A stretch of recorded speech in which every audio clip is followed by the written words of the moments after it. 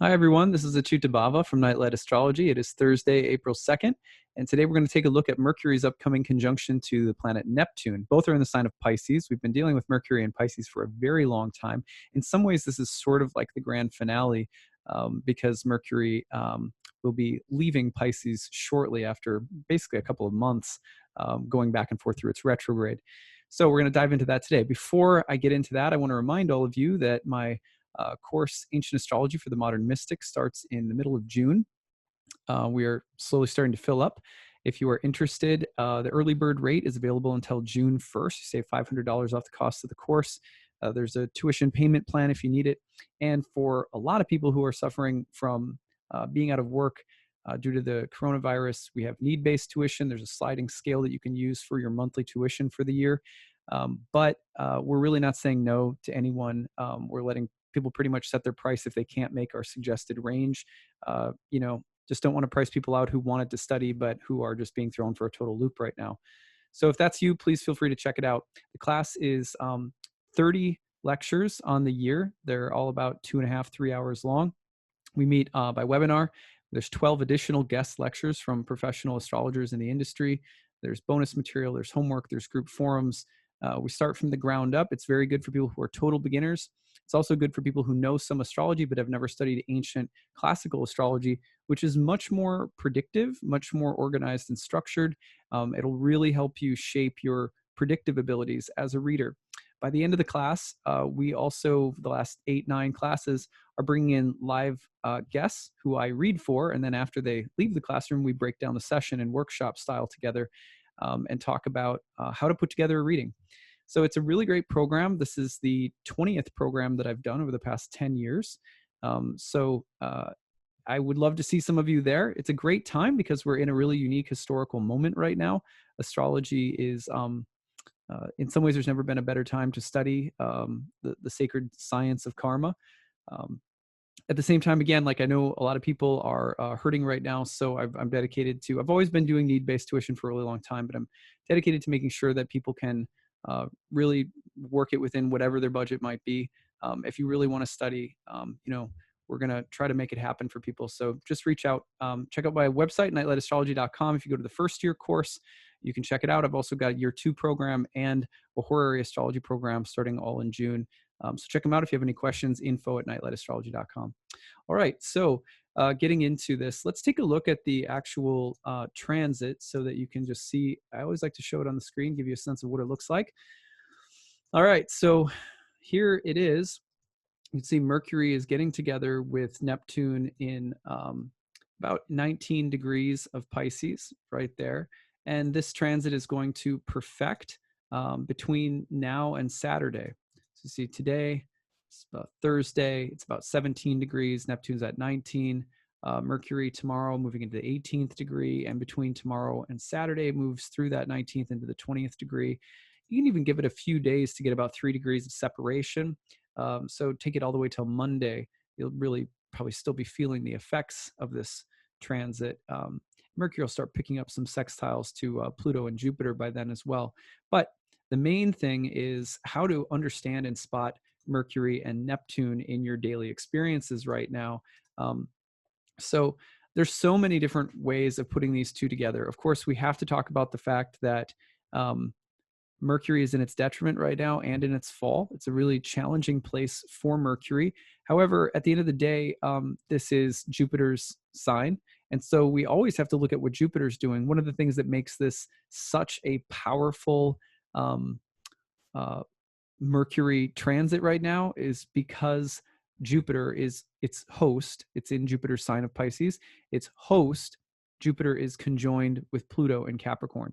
So some people don't know that Jupiter is the traditional classical ruler of both Pisces and Sagittarius. All planets in traditional astrology have 2 signs, a masculine and a feminine sign. This is Jupiter's feminine sign of Pisces. Traditional astrologers, generally speaking, don't really recognize modern rulerships when someone says Neptune rules Pisces. And that's because, as I teach in my program, the scheme or rationale behind the system of rulerships is really sophisticated.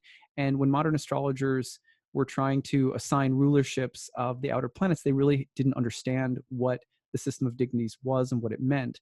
And so we really shouldn't be using outer planets as rulers. But that's something I talk about, I said in my class. But at any rate, Jupiter, because it's hosting Mercury right now in the sign of Pisces, is conjoined with Pluto in Capricorn. And that's giving it's as though Mercury is a house guest in Jupiter's house. So Jupiter's going to serve Mercury dinner. What is it serving? It's serving a big dish of, Jupiter in its fall will conjoin with Pluto.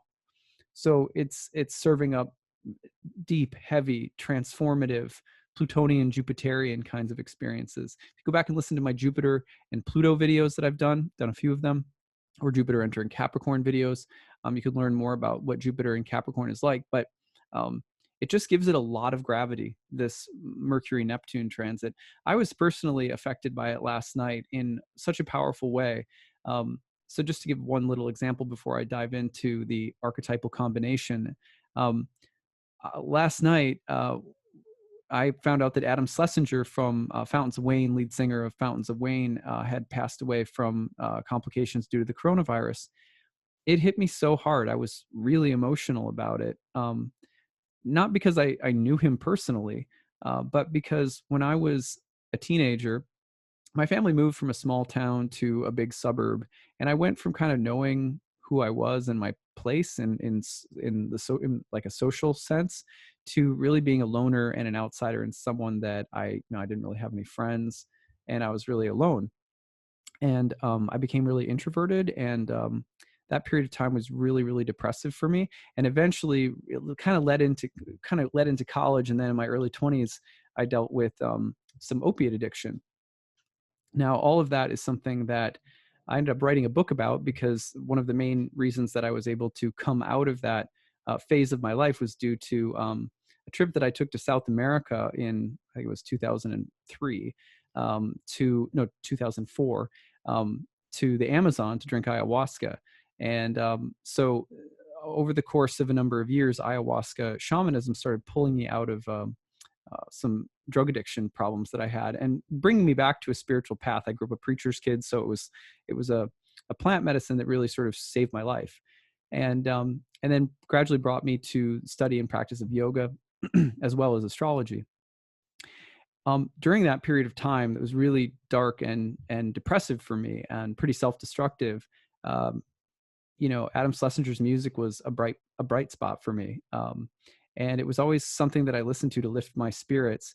And it was as though hearing him passing of this, strange, this disease and this strange time that we're living in, it hit me so hard. It was so deeply emotional. And it felt like, I just, how you don't know what something is until it's gone. I'm sure you've had that experience before, but it was as though I was flooded. And this is such a Neptune Mercury experience, by the weight of what he had meant to me, what his music and songwriting had meant to me, and just how it had changed my life, I guess, and also a different, like weirdly a different take on kind of the journey that I had gone through with my own substance problems and so forth. And it had just taken me back. It took me back into it. And it was just really intensely emotional. That's a great example of Mercury Neptune, while Jupiter, the host, is conjoined with Pluto. So it brought me back into the memories of a drug phase of my life, and the depression and the sorrow, as well as the transformation that came. And it was as though I perceived him in the midst of that time as like a singing angel, like a little bluebird that was there with me somehow, and often just kept me going. And I'm sure we all have people like that in our life. But anyway, so then I picked up my guitar last night, and I just started playing Fountains of Wayne songs that really meant a lot to me. And by the way, I always like to qualify that if you know Fountains of Wayne, this was before they got like to be a really big deal through that popular song Stacy's Mom. I don't know if you ever heard that song, but a lot of people know them from that song.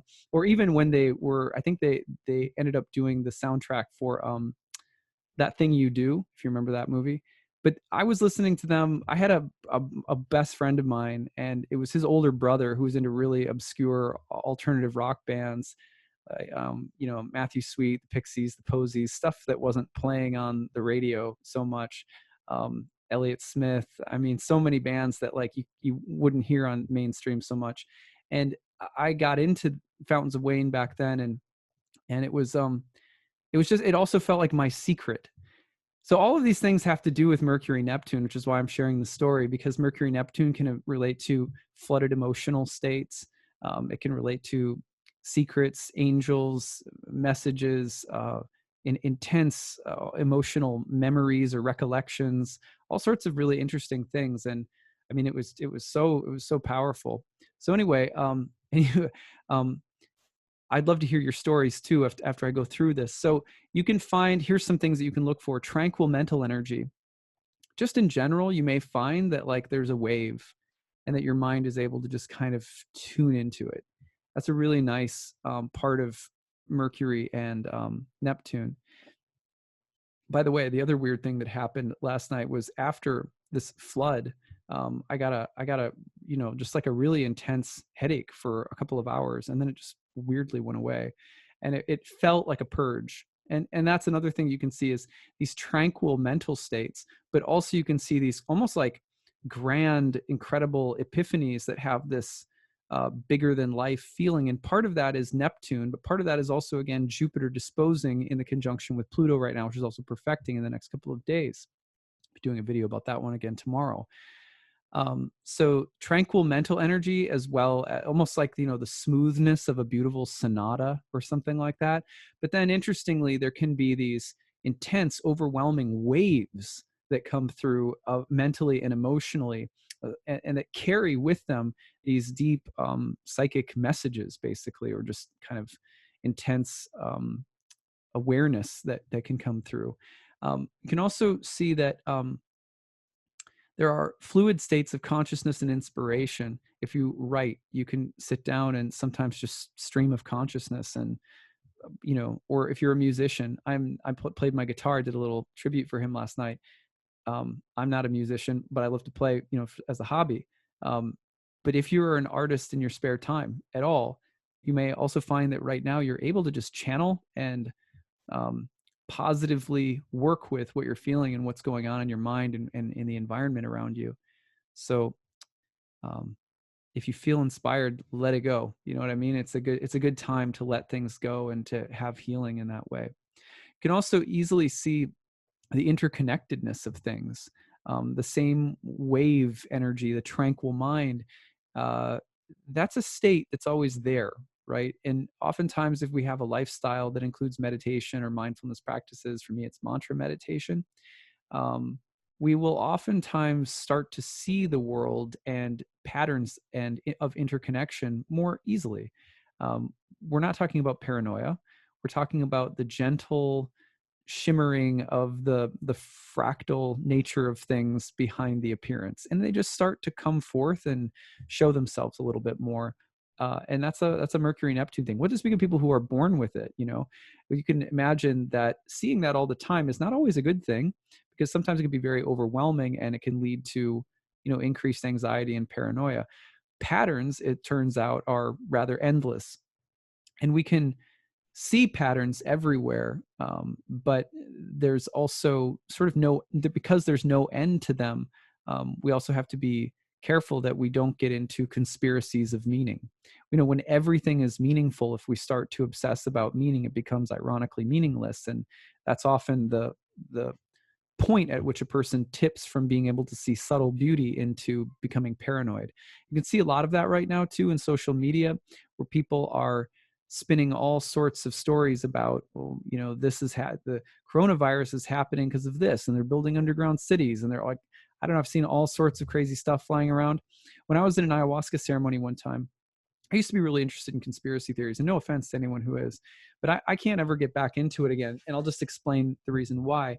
I was in an ayahuasca ceremony in Peru, and I had a ceremony essentially where I got thrown into a physical state that felt like I was locked up and almost like paralyzed, like I couldn't move. And in the state, I was trying to figure out, why can't I move? Like, what's going on with me psychically right now? Is this really intense? I mean, if you've ever been in an ayahuasca ceremony, you know how intense these states can be. So it was a very otherworldly visionary experience, but part of it was I was sort of locked up in my body. And basically, what happened was, as I was locked up, I started to see that the thing that was holding me in like this was the tendency of my mind to always be obsessing over which dark, untrustworthy forces or people or plans were sort of telling the story of reality. And I had this moment where I realized that it's not that conspiracy theories are false and so just get out of a paranoid state. It's that conspiracy theories are like a level of reality that you can tap into if you want. And they are real in a sense on a certain level. But I also had this immediate awareness that there are other paradigms through which to experience what reality is and how and why things are working. And that once I realized that it wasn't just, well, either it's a conspiracy or everything is trustworthy, that there were other options, I started to have like convulsions and started vomiting and even screaming like that. And I can only say that I purged my tendency to be obsessed with conspiratorial ideas and just realizing that it was a state of consciousness that just wasn't really interesting to me any longer. Is it real? Yeah. Like, um, in the same way, if I go outside and I hold a ball on the grass in the sunshine and I hold it up, my little daughter can be like, "Oh, look at, what is that? What is that?" It's a shadow. She can't understand what a shadow is. She thinks it's a real thing. Well, a shadow is a real thing on a certain level, but on a certain level, it's not. And so that's basically the realization I had about conspiratorial ideas and this way that they locked me up in something that was a real illusion. So anyway, I can only say, I don't know if that makes any sense to you guys. I apologize if you're someone who's really into conspiracy theories. No offense meant to anyone. For me, it was like, that's done. Can't be into conspiracy theories anymore. They just don't serve me. I'd rather like talk to God. So that's just my honest truth, right? I was like, I'd rather just practice compassion and service and patience, build virtues, chant the names of God, chant mantra, listen to sacred sound, and not dial into obsession about the dark forces manipulating everything. Now, the reason I'm saying this is also because Mercury and Neptune, especially with Jupiter and Pluto, can lead to being flooded by a lot of really anxious conspiratorial thinking. And it may not serve you. So, that would be my take on it. But of course, you're free to disagree. So now, the interconnectedness of things, but be careful about, remember that because everything is inherently meaningful, and people are like, let me find the meaning in this. I'm looking for the meaning. That there's that's such a beautiful thing to be involved with. But when we become obsessed with finding meaning in a universe where everything is meaningful, ironically, the search for meaning can become redundant, dead, lacking substance, and ironically, devoid of any meaning. So there's a fine line, seeing interconnectedness, looking for meaning, and becoming somehow obsessed with the meaning of something, and actually sterilizing the ability of the universe to speak to us. Now, you can also think about this as this does come with an increased, almost like hermeneutical ability. You can discern the meanings and symbols and voices and dreams in nature. So there is a little increased ability to do that right now. Again, be careful that it doesn't tilt into fabrication, self-deception, and things like that. Now, miscommunication is an obvious one, but this would be miscommunication that might be due to misunderstanding, incomplete or unclear information, fuzzy thinking, lack of appropriate boundaries, gossip, putting your foot in your mouth. So anything like that can come up, as can fantasy, deception, imagination in general. It's a very imaginative transit. It's also one that can lead to psychic or intellectual inflation. People that have to be holy, that have to present themselves as channeling Raphael and all of his special messages for creation. You know what I mean? Like sometimes, like, yeah, I've again, like, no diss to the archangels, right? But right now it's like it's very easy for people to be like the guy walking on the corner with the cardboard sign that says the end is at hand, and come talk to me. I've got clear channel to the archangels and what they want to tell you. So the potential to be taken advantage of psychically, emotionally, to be manipulated by people who are wearing the bling of yoga, shaman, guru, whatever. So you have to be, careful of that, and careful of it within ourselves too. Like, I know that I have like an inner voice in myself when I'm dealing with stuff in my life that comes up, and whenever it comes up with a grand explanation, like a grand insight that like nobody else can understand but me, I've come to realize that usually it's not, it's like worth sitting down and having another hour or two of chanting and meditation before I act on that. Because because a lot of times you're going to find that the inflated message that we're receiving in our head could be delusional. So, be discerning. But no, on the other hand, I don't want to be unfair here, that in inspired states and the ability to receive a message or an insight right now is also, it's there. So yeah. All right. Anyway, let's see. Improvisation. To be able to improvise something theatrical, funny, creative, inspired, that's there. So is gentle speech or soothing conversation. Sometimes we just need that voice of gentleness to affirm us or to encourage us or to tell us it's going to be okay. We can find that within ourselves right now. Mercury, Neptune can be very soothing.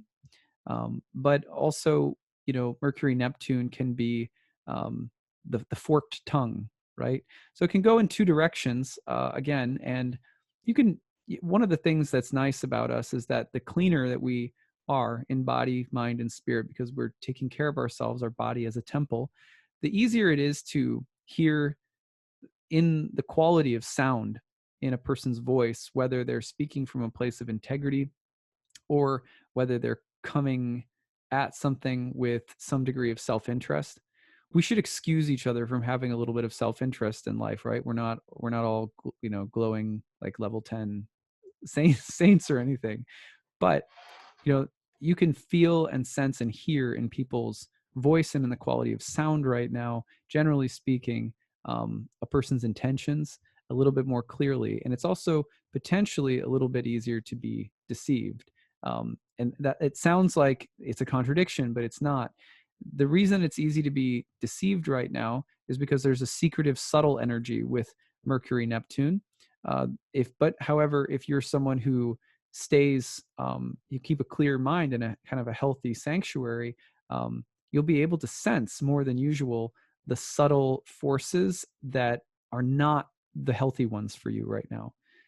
So a call to take care of the mind and body right now, also because we are more sensitive over the next couple of days. Be careful of what information you put into your head during Mercury, Neptune, because it can be very overwhelming, and we're very porous.